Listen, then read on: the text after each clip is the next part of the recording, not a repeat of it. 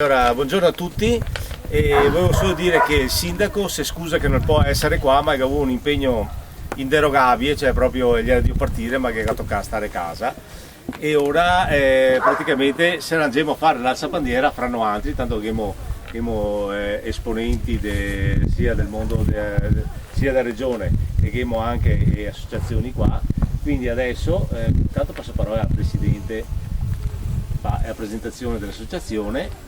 E dopo parleremo un attimo del significato, parleremo un attimo dei confini nell'antichità. Clelia? Buongiorno, più o meno se conosciamo già, siamo visti l'anno scorso. Sì, esatto. Noi altri siamo appassionati, come si vede, di storia antica del Veneto e in questa occasione qua particolare della festa del confine ne piace sempre ricercare la motivazione, la radice del concetto del confine nell'antichità. E in questo caso qua, Ghisè è rappresentante di un'altra associazione che studia sempre il periodo dei Veneti antichi, Guido, che ne dà uno spunto su quello che era il significato sacro del concetto del confine. Vado? Sì. E non appoggio questo, anche se non è filologico. Mi sono preso degli appunti tanto per avere un promemoria.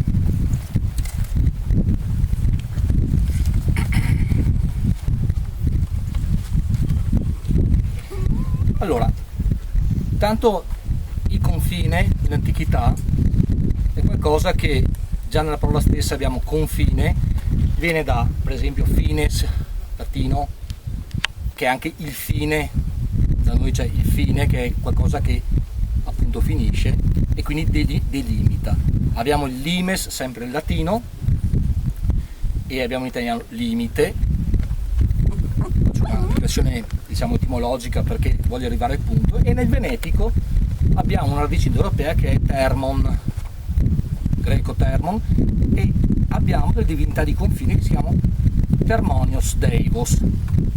Adesso qua non si capisce bene se sono singolari o plurali, essendo il dio termine diciamo unico ma ubiquo, per cui potrebbe essere dovunque ma una sola divinità, come era per esempio Janus, che era bifronte, Giano, che era la divinità latina per il confine, per il limes, Januarius, gennaio, quindi limite temporale anche a livello di delimitare un periodo dell'anno. In realtà i luoghi cruciali dove diciamo si costruiscono le identità e le differenze sono proprio questi. Quando si traccia il confine di una città più grande di uno stato, perché comunque consideriamo che in antichità tutte le popolazioni indoeuropee da cui deriviamo avevano costituito un insieme di città-stato, per esempio gli Etruschi, per esempio i Sabini, i Latini, i Veneti, i Greci, e si sa benissimo quante battaglie hanno fatto fra Atene e Sparta, o fra Atene e Tebe, o Tebe e Sparta, eccetera. E nella Magna Grecia in Italia abbiamo città come Agrigento, Siracusa, che erano città potentissime, tant'è che avevano anche degli empori in Adriatico e commerciavano con i Veneti, commerciavano cavalli che utilizzavano per le Olimpiadi e quindi diciamo aveva una lunga storia a livello anche di rapporti con altre comunità etniche in tutta Italia e in tutto il mondo antico, perché andavamo dal Baltico fino in Medio Oriente e anche nell'Africa del Nord. Il confine sì, è un simbolo potente, connaturato da una duplicità, che è quello di barriera, e quindi qualcosa che ferma, e però anche qualcosa che assomiglia alla soglia, per cui qualcosa che puoi attraversare. Atraes è una parola venetica che indica proprio il fatto di andare oltre. Entolukos termonioi deivoi, dentro il luogo sacro, il tempio chiamiamolo, anche se non era costruito in pietra, ma era definito un'area sacra del dio Termine. La lapide trovata a Vicenza, presso il Museo del Risorgimento attuale, ancora mi sembra 100 e fischi anni fa, 150 anni fa circa, che credo che sia esposta a Padova, non so quale museo esattamente, l'ho vista alla Mostra Venetica, non so se era l'originale o la riproduzione. Fatto sta che è importante perché c'è un offerente, un certo Catusiaio, che offre al dio Termine un qualcosa, atraes, cioè vuol dire che è andato dentro questa situazione, che non è soltanto un luogo definito fisico, ma anche qualcosa che va oltre lo spazio, oltre la dimensione dello spazio come lo intendiamo noi. Il luogo sacro, invalicabile, il confine, che è importante perché l'uno è l'omogenizzazione, l'uno è il caos indistinto, da cui il 2, che è il secondo numero, è proprio la separazione fra caos e cosmos, fra disordine e ordine, e quindi l'uomo ha l'esigenza proprio di avere una limitazione che gli consente di esprimersi, ma non solo di chiudersi magari in tempo di guerra, col libro chiuso e la spada in alto, ma in tempo di pace è il libro aperto, quindi comunicazione, e quindi rapporti commerciali, e quindi scambi, non soltanto di merci ma anche di idee, cosa che Venezia, per esempio, nel proseguimento del tempo ha sempre fatto. Ricordiamo le prime stamperie, altri luoghi importanti di Venezia, dove da lì probabilmente si è sviluppata tutta quanta la cultura libraria in giro per l'Europa, in cui venivano riprodotti anche testi illeciti, e quindi nefas, un altro confine, fas e nefas per il latino è lecito, e ciò che si può fare, fas, e ciò che non si può fare. Lì c'è un discorso sia religioso spirituale, sia un discorso invece legale, perché logicamente dal fare una cosa lecita secondo la morale della comunità, della tota, del totius mundus, è qualcosa che la norma, la maggioranza determina una norma e di conseguenza diventa legge. A differenza del resto del mondo, dove soprattutto nel mondo diciamo monoteista del deserto, troviamo invece dove la legge umana e la legge divina coincidono. Negli indoeuropei, veneti compresi, abbiamo invece la distinzione proprio di queste due cose, quindi un dualismo fortissimo e radicato che soltanto poi il cristianesimo e il cattolicesimo hanno cercato di riportare, e qua non spendiamo altre parole perché potrei fare della blasfemia.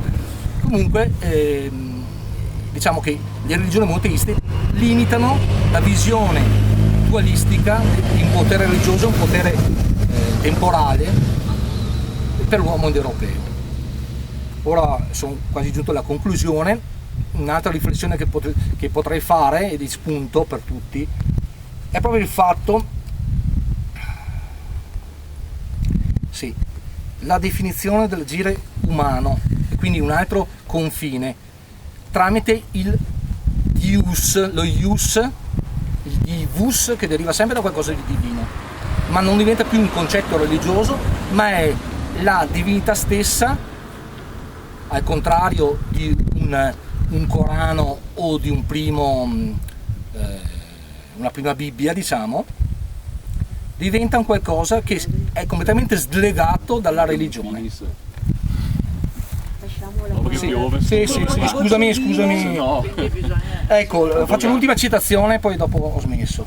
Ho trovato una cosa interessante che è del I secolo a.C., dove Marco Tullio Cicerone viene chiamato dai vicentini e dagli estensi, che avevano un territorio conteso proprio da un cippo di confine a grossa di San Bonifacio. Pensate, adesso è provincia di Verona, a quel tempo era vicentino e confinava con Este come dimensioni territoriali. Vabbè, finisco qua e niente, pensiamo anche a queste cose che sono interessanti perché ci danno uno spunto sulla nostra vita attuale. Grazie, bravo.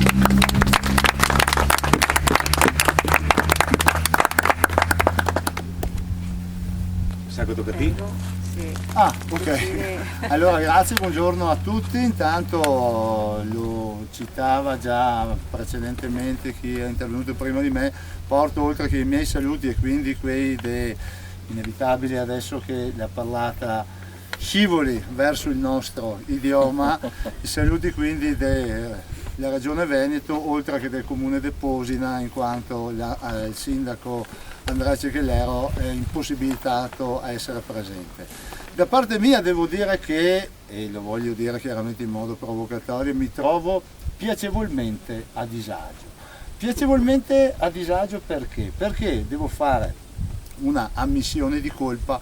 Molti argomenti, molti temi, molti simboli, molti spunti che sono venuti anche appunto da chi è intervenuto precedentemente mi sono oscuri, non li conosco. Chi come me fa amministrazione, come sindaco prima, come consigliere regionale adesso, considera molto spesso il Veneto come appunto un insieme di cittadini, un insieme di uomini, un insieme di donne, di giovani, di anziani, che tramite opportuni indicatori economici tentiamo di erogare sempre in maniera migliore servizi al costo più basso possibile. Quindi c'è questo approccio meno romantico, meno ideale, meno, prima venivano giustamente citati tanti simboli. I simboli però sono importanti, la nostra bandiera, le nostre origini, la nostra lingua, credo siano comunque importanti perché ci fanno scendere da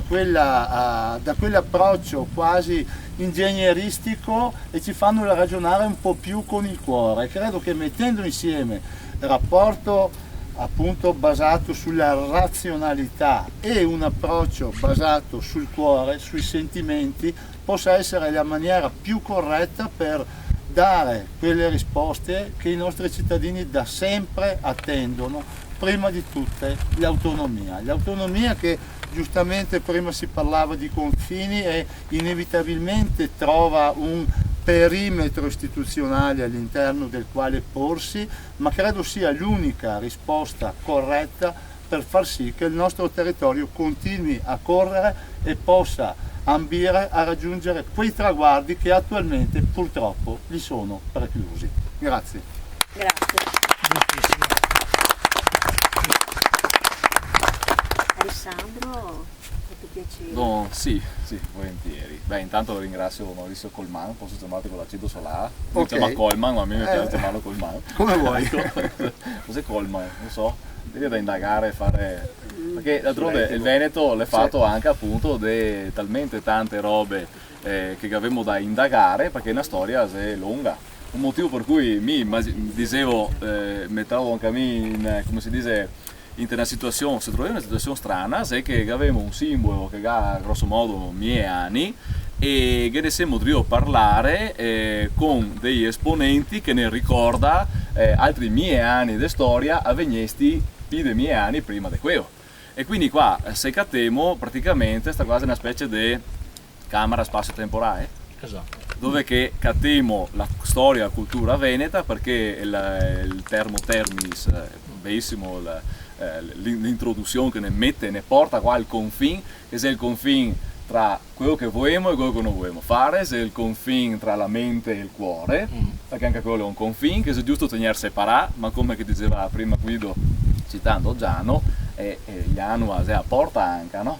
Quindi il confine è fatto delle volte che per attraversarlo, quindi delle volte ragioniamo solo con la testa, ma siamo anche fatti del cuore, siamo questo anche.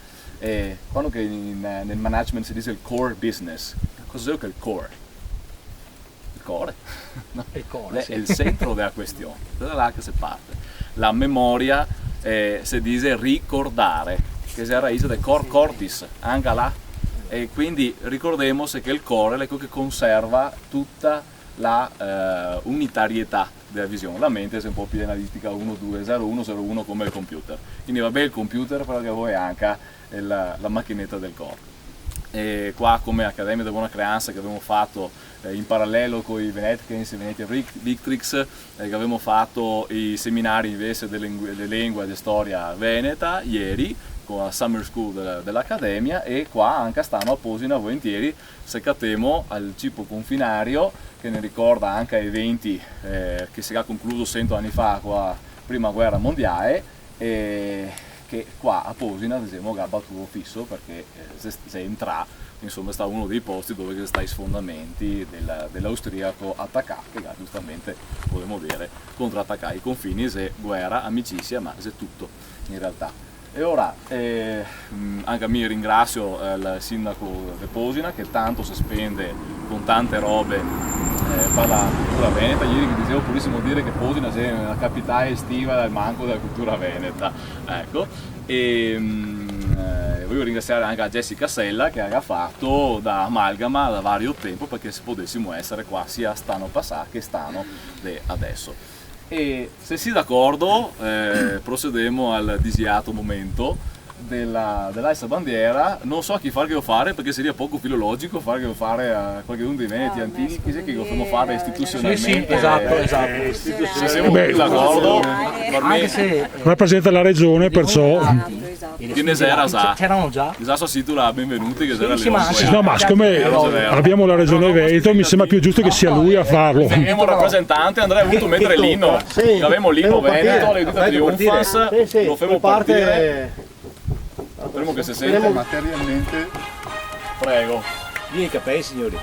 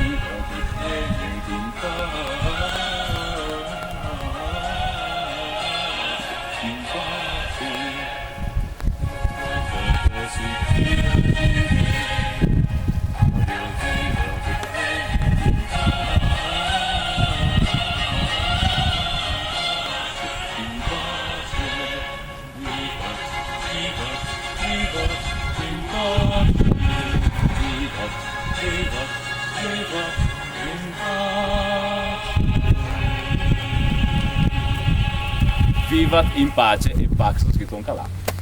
Questa è la nostra storia. Voglio dire una roba come Dio. Partere per mar! San Marco! Partere per mar! San Marco! Partere per mar! San Marco! Tra l'altro. Grazie a tutti quanti e credo che se vediamo stanno che viene sarebbe probabilmente sì, vedremo, ma insomma sarebbe straordinario perché diciamo, sta rassegna è in crescita, come offerta. Gli altri qua abbiamo trovato proprio una disponibilità da parte dell'amministrazione che non ti trovi in altro posto. Più che altro la disponibilità, come dire, proprio puro piazza. Gli altri per fare le cose che sono utili, che richiede un sacrificio da dedicare. E invece qua è tutto molto facile, molto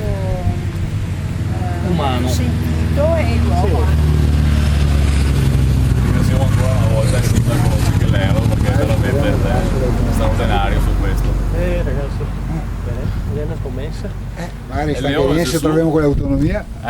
Magari sta anche bien se troviamo anche quell'autonomia, tutto sarà. Chi lo sa? E urlando una salta di più con l'indipendenza, Sente magari. che Tutto sarà. Noi altri saremo qua